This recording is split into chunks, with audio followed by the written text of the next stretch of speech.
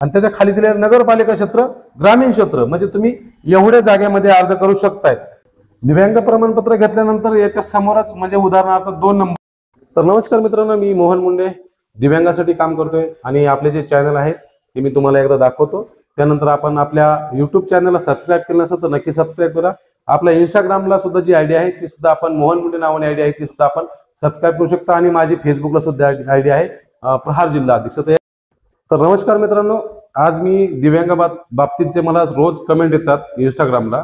224 फूटच्या बारेमध्ये आपल्याला रोज विचारतात की सर आपण अर्ज कसा करायचा आणि कुठे करायचं. तर मित्रांनो, आपल्याला सगळ्यात पहिले जो अर्ज करायचा आहे तो आपण जिल्हाधिकारी कार्यालय इथे करणार.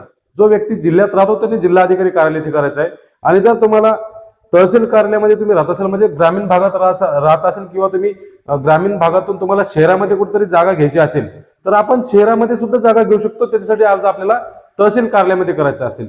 आणि जर तुम्ही शहरामध्ये राहत असाल तर शहरामध्ये आपण महानगरपालिका आहे, महानगरपालिकामध्ये सुद्धा आपण अर्ज करू शकतो आणि नगरपालिकामध्ये सुद्धा अर्ज करू शकतो. तर अर्ज आपण कसा करायचा हे बघा. तुम्हाला जर जिल्हाधिकारी कार्यालयामध्ये अर्ज करायचा असेल तर आपण सर्वात पहिले जे अर्ज करायचा आहे तो आपण करणार आहे माननीय जिल्हा अधिकारी साहेब, जिल्हा अधिकारी कार्यालय. मग तो तुमचा जो जिल्हा असेल त्या जिल्ह्याचं नाव समोर टाकायचं. जिल्हा अधिकारी कार्यालय, जिल्हा अधिकारी साहेब, जिल्हा अधिकारी कार्यालय. तुमचा जो जिल्हा असेल त्या जिल्ह्यामध्ये तुमचं समोर इथे नाव टाकायचंय. आणि त्याच्यानंतर आपण खाली जो विषय आहे तो आपला विषय आपण तुम्हाला स्पष्टपणे सांगणार आहे. आता तो खाली काय करायचं तुम्हाला ते सांगतोय.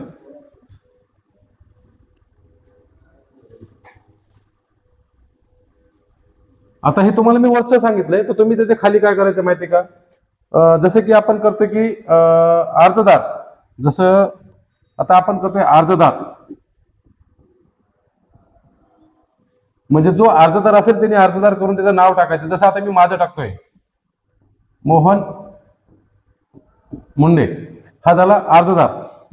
त्याच्यानंतर आपण काय करणार आहे, अर्जदार झालं. अर्जदाराच्या नंतर आपल्याला करायचं विषय. आपण विषयामध्ये तुमचा जो विषय आहे जसं की आपण 200 चौरस फूट,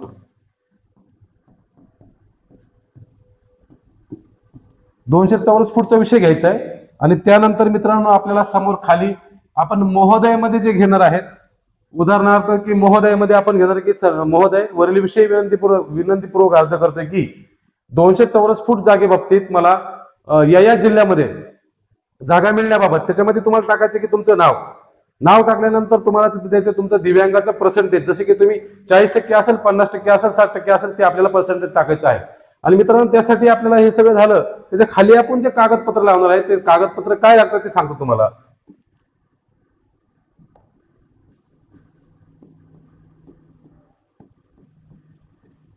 लागणारे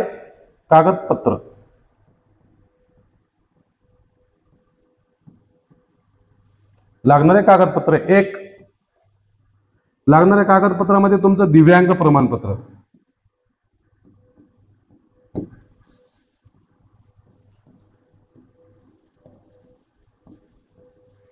दिव्यांग प्रमाणपत्र घेतल्यानंतर याच्या समोरच म्हणजे उदाहरणार्थ 2 नंबरचं जे दिव्यांगाच्या संबंधातलं लागणारं UDID कार्ड,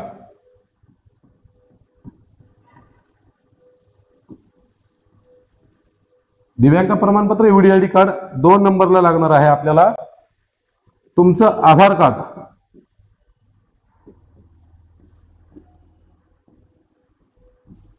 आधार कार्ड जोडल्यानंतर आपल्याला 3 नंबरला लागणार आहे तिथं आपल्याकडे असलेलं जे शासन निर्णय आहे. म्हणजे तुमचं शासन निर्णय कोणता आहे तो आपण तुम्हाला सांगणारच आहे, परंतु 3 नंबरला आपल्याला काय करायचं आहे, शासन निर्णय जोडायचा आहे.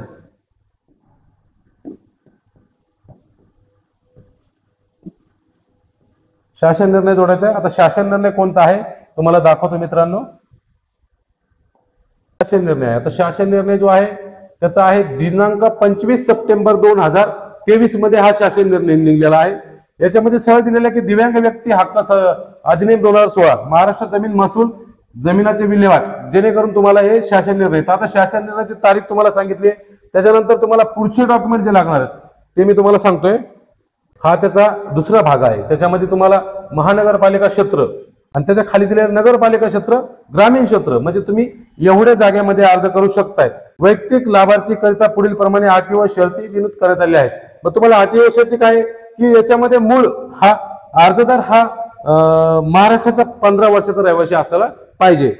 एक मध्ये आता याच्यामध्ये एक दिलंय, त्याच्यानंतर तुम्हाला झूम करून दाखवतोय. कुठे गेलं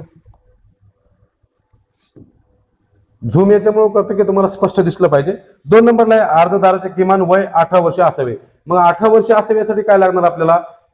जो लाभार्थी आहे त्याचं आधार कार्ड, टीसी किंवा वयाचा एखादा पुरावा लागणार आहे मित्रांनो. आता याच्यानंतर हे 2 झाले, हे महत्वाचे आपल्याला अर्ज आहेत. त्याच्यामध्ये लाभार्थी महिला असल्यास प्राधान्य द्यावे. जर तुमचा अर्ज लाभार्थी महिला असेल तर त्याला प्रथम प्राधान्य शासनाला द्यावं लागते. त्यानंतर पुढच्या ज्या नियमावली आहेत ते तुम्हाला पुढच्या पेजवर दाखवतो. हे त्याचे नियमावली आहेत. याच्यामध्ये आपल्याला काय करायचं, शासनाला 8 नंबर पासून आपण शासनाला देणार आहे. काय लिहून देणार आहे? शपथपत्र. मग काय, वीज बिल, पाणी, संपत्ती कर व इतर तरतुदी कर अर्जदारास भरावे लागतील. मग शासन काय करतं, जमीन देताना आपल्याला ह्या 8 नंबरचे कॉलम आपल्याकडून लिहून घेतं याच्यावरती, शपथपत्रावरती. त्यानंतर आपल्याकडे आहे 9 नंबर. या योजनेअंतर्गत मिळालेल्या जागेचे ठिकाण लाभार्थ्याने स्वतः व्यवसाय करणे बंधनकारक राहील. म्हणजे तुम्ही ही जागा कोणालाही व्याजाने किंवा भाडे दत्तावर देऊ शकत नाही. त्यानंतर 10 नंबरचा जो विषय आहे तो सुद्धा आपल्याला शपथपत्र करून द्यावं लागते. त्याचं काय आहे, सदर जागा अन्य कोणत्याही व्यक्तीस भाड्याने देणे, गहाण किंवा अथवा विक्री करता येत नाही. तर मित्रांनो हे झालं 10 नंबरचं. 11 नंबरला काय आहे, त्याच्यामध्ये जागा वाटप करण्यात आलेल्या व्यक्तीने सदरून जमिनीचा कोणत्याही प्रकारचा दुरुपयोग होणार नाही याची जबाबदारी आपल्याला स्वतः घ्यायची आहे, जसं की आपण लाभार्थी आहोत. मग त्यानंतर 12 नंबरला आहे कुटुंबातील एकाच व्यक्तीच्या योजनेचा लाभ घेता येईल. म्हणजे कुटुंबात जर 5 व्यक्ती दिव्यांग असेल तर एकाच व्यक्तीला लाभ घेता येईल, 5 व्यक्तीला घेता येणार आहे. कुटुंबाला 5 व्यक्तीला लाभ घ्यायचा असेल तर त्याचं राशन कार्ड जे आहे ते स्वतंत्र पाहिजे. त्यानंतर विषय आहे 13 नंबरचा. 13 नंबरमध्ये काय, अर्जदार या योजनेचा महाराष्ट्रात राज्यात कुठेही एकदा लाभ घेऊ शकतो. तुम्ही जर समजा उदाहरणार्थ मुंबईत राहत असेल तर तुम्ही जालन्यामध्ये लाभ घेऊ शकता. जालन्यात राहत असेल तर तुम्ही संभाजीनगरला घेऊ शकता. संभाजीनगरमध्ये राहत असेल तर तुम्ही पुण्याला घेऊ शकता. पुण्यात राहत असेल तर तुम्ही कुठल्याही जिल्ह्यात लाभ घेऊ शकता, परंतु एकच वेळेस. त्याच्यानंतर आहे क्रमांक 14, असा कोणताही भूखंड वाटप वरील. तर 14 नंबर पर्यंत आपण हा शासनाचा नियमावली वाचवली आहे. आता मित्रांनो त्याच्यानंतर तुम्हाला सांगतोय की आपला हा झाला विषय अर्ज सादर करण्यापर्यंतचा. आता आपण काय करणार आहोत ते तुम्हाला दाखवतोय. तर हे तुम्हाला अगोदर दाखवत लागणारे कागदपत्र ते मी तुम्हाला दाखवले होतेच. आता मी हे सगळं कट करतोय आणि याच्यानंतर जो अर्ज आपल्याला केल्यानंतर काय करायचे पुढची प्रोसेस ते सांगतो. आता आपण डॉक्युमेंट्स बघितले आणि शासन निर्णयामधल्या अटी बघितल्यात. आता आपण काय करणार आहोत, जिल्हा अधिकारी कार्यालयामध्ये, म्हणजे उदाहरणार्थ आपण जिल्हा अधिकारी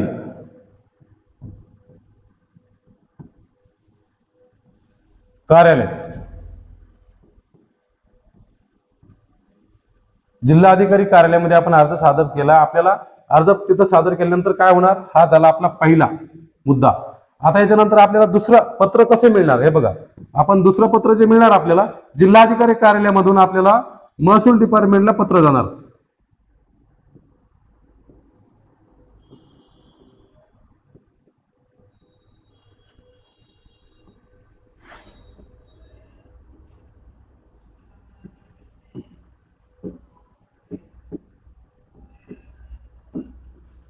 इथं अर्ज दिल्यानंतर हा अर्ज कुठे जाणार, आपला महसूल डिपार्टमेंट, जिल्हाधिकारी कार्यालयामधलीच डिपार्टमेंट असते महसूलला जाणार. आता महसूल डिपार्टमेंटला हे अर्ज गेल्यानंतर काय होणार मित्रांनो, हे अर्ज आपला सरळ 3 नंबर म्हणजेच आपला अर्ज जाणार समाज कल्याण मध्ये.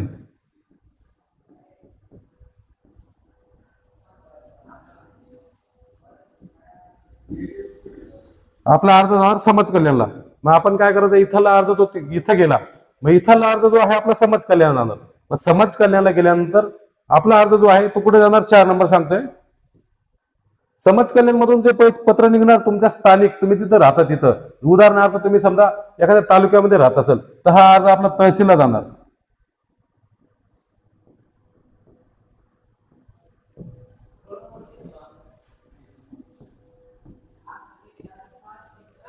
इथून तुमचं पत्र कुठं आलं, इथं आलंय तहसील कार्यालय. तर मित्रांनो इथपर्यंत तुम्हाला समजलं असेल. तहसील कार्यालयामध्ये पत्र आल्यानंतर पुढचा पर्याय जो आहे तो आता मी हे सगळं इरेज करतोय. तुम्हाला जर हे समजलं असेल तर व्हिडिओ सेव्ह करा आणि तुम्ही पुन्हा बघू शकता. तर तहसील पर्यंत आपण आलोय. तहसील कार्यालयातून काय होणार, आपलं जे पत्र आहे, आता आपण समजा एखादा शहरामध्ये मागितली, जसे की तालुक्यामध्ये आपण जागा मागितली, तर काय होणार माहितीये का, महानगरपालिका असेल तर महानगरपालिका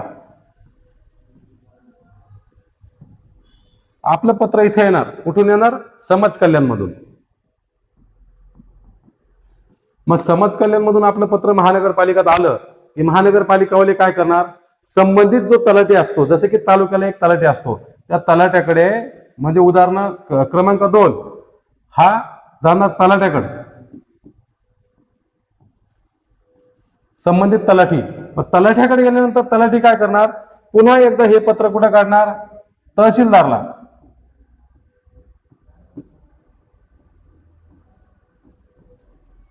हे पत्र कोणी तलाठीने कोणला काढलं, तहसीलदार नाही. काय काढलंय की आमच्याकडे सदरील व्यक्तीने अर्ज केलेला जो आहे त्याच्यासाठी जागा उपलब्ध असल्याबाबत हा तलाठी अहवाल कोणला देणार, तहसीलदारला.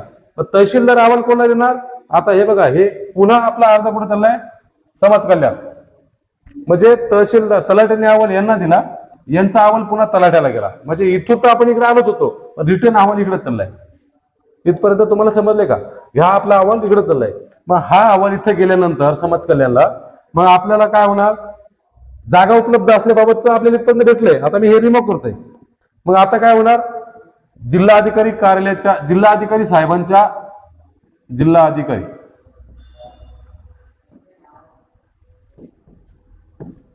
जिल्हाधिकारी साहेबांच्या सोबत एक कमिटी स्थापन होणार.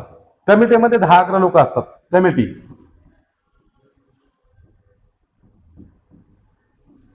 म्हणजे जिल्हाधिकारी साहेबांना सगळे पत्र गेल्यानंतर एक कमिटी स्थापन होणार. त्या कमिटीमध्ये काय मिळणार आहे आपल्याला, की ज्या लाभार्थ्यांचा अर्ज तिथे गेलाय, या कमिटीमधले जे लोक असतील ते लोक काय करणार, सदरील लाभार्थी,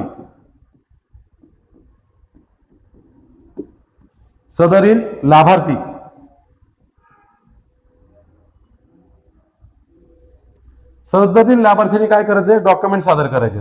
आता डॉक्युमेंट्स कोणते सादर करायचे, जे GR मध्ये 8 ते 14 पर्यंत सगळे दिलेले जे डॉक्युमेंट्स आहेत, तेच डॉक्युमेंट्स आपल्याला काय करायचे, 8, 9, 10, 11, 12, 13,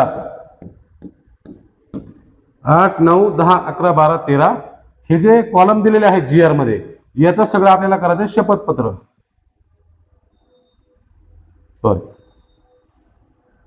याचं आपल्याला शपथपत्र करायचंय.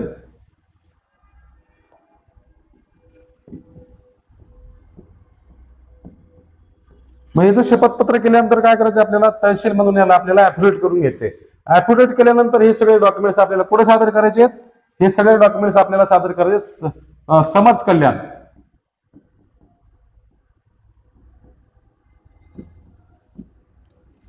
समाज कल्याण मध्ये हे सगळे डॉक्युमेंट सादर करायचे. समाज कल्याण मध्ये हे डॉक्युमेंट सादर झाल्यावर सदर जिल्हाधिकारी साहेबांची जी कमिटी आहे,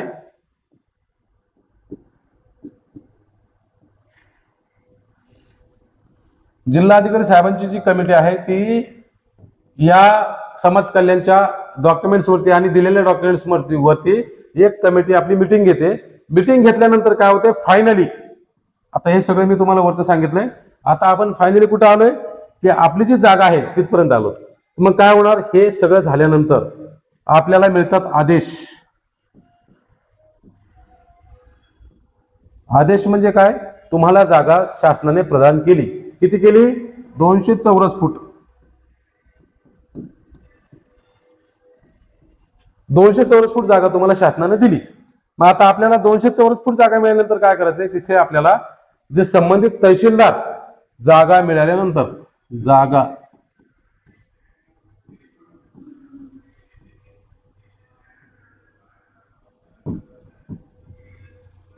जागा मिळाल्यानंतर काय करायचंय, आपल्याला तहसीलदार, तलाठी,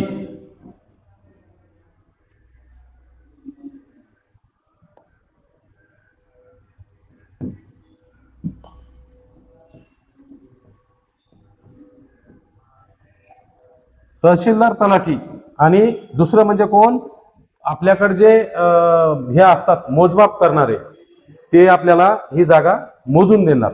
मग जागा मोजमाप झाल्यानंतर आपल्याला आपला ताबा मिळतो. तर मित्रांनो, हा व्हिडिओ तुम्हाला मी शॉर्टकट मध्ये बनवलाय. माझ्याकडे पण जास्त वेळ नव्हता, मी हा व्हिडिओ शॉर्टकट मध्ये बनवलाय. तुम्हाला जर हा व्हिडिओ समजला असेल तर तुम्ही नक्कीच या प्रोसेसने सगळे डॉक्युमेंट्स तयार करून तुम्ही जिल्हाधिकारी कार्यालयामध्ये सादर करताल. आणि जर तुम्ही जिल्ह्यात राहत नसेल, एखाद्या महानगरपालिकेत राहत असेल, तर तुम्ही महानगरपालिकेत सुद्धा याच प्रकारे अर्ज सादर करू शकता. आणि जर तुम्ही ग्रामीण भागात राहत असेल तर तरी सुद्धा तुम्ही तुमच्या ग्रामपंचायत मध्ये सुद्धा तसंच अर्ज सादर करू शकता. आता तुम्हाला सगळ्यात सोपं उदाहरण देतो.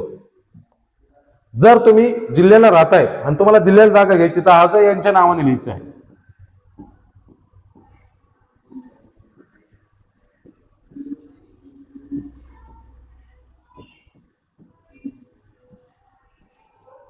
जिल्ह्याला राहत असेल तर 1 नंबर जिल्हा अधिकारी कार्यालय.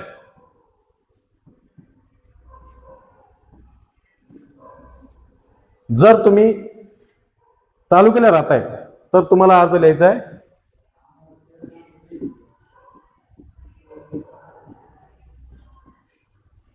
तहसीलदार.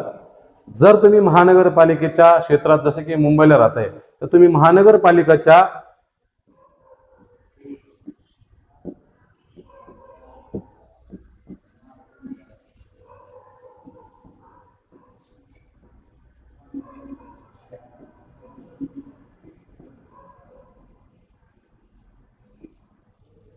जर महानगरपालिकेत राहत असेल तर महानगरपालिकेच्या आयुक्तांना तुम्ही हा अर्ज करायचा आहे.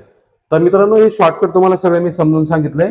आणि याच्यानंतरही तुम्हाला काही समजत नसेल तर तुम्ही मला कमेंट बॉक्समध्ये तुमची माहिती टाकू शकता. आणि अजून काही तुम्हाला मी माहिती देणार आहे. तुम्ही याच्यासाठी आपलं जे युट्यूब चॅनल आहे त्याला तुम्ही नक्की सबस्क्राईब करा. आपल्या युट्यूब चॅनलला सबस्क्राईब केल्यानंतर आपण समोरची जी माहिती आहे ती आपण देणार आहोत तुम्हाला. आता आपल्याकडे भरपूर जे आहेत, जसं की उदाहरणार्थ 200 चौरस फूट तर झालंच. दिव्यांगांना आरटीओ टॅक्स व तसेच गाडी घेण्यासाठी सवलत आहे, ते सुद्धा आपण टाकणार आहोत. दिव्यांगांना राशन कार्ड मध्ये सवलत आहे, अंत्योदयामध्ये मिळतात 35 किलो धान्य मिळते, आपण ते सुद्धा टाकणार आहोत. त्यानंतर दिव्यांगांना विमान प्रवास मध्ये सुद्धा 50% सूट आहे, आपण ते सुद्धा टाकणार आहे. तर आजचा व्हिडिओ मी इथेच थांबवतो आणि पुढचा जो व्हिडिओ आहे तो बघण्यासाठी आपण आपल्या युट्यूब चॅनलला नक्कीच सबस्क्राईब करा. आज आपण इथे थांबतोय. जय हिंद, जय महाराष्ट्र, जय भारत.